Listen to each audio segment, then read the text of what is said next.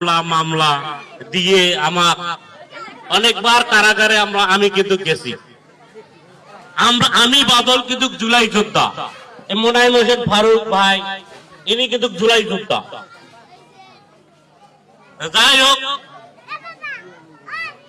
সেই 17 বছর থেকে আমি অনেক অত্যাচারের শিকার হয়ে বিএনপি আজকে সফল করে নিয়ে আসছি। আজকে আমরা স্বাধীন করছি, জুলাই যোদ্ধায় যুদ্ধ করে কারাবন্দী ছিলাম। অনেক কষ্টের পর স্বাধীন হয়েছে বাংলাদেশ, স্বৈরাচার আওয়ামী লীগ পালাইছে। এখন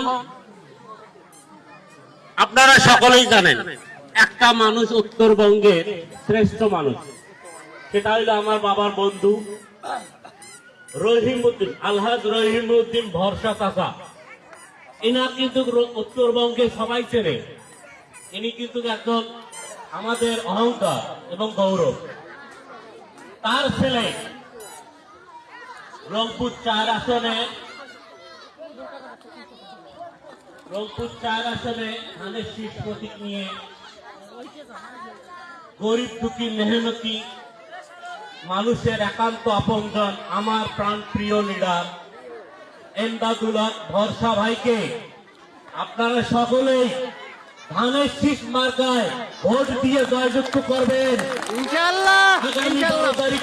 আগামী 12 তারিখে দিন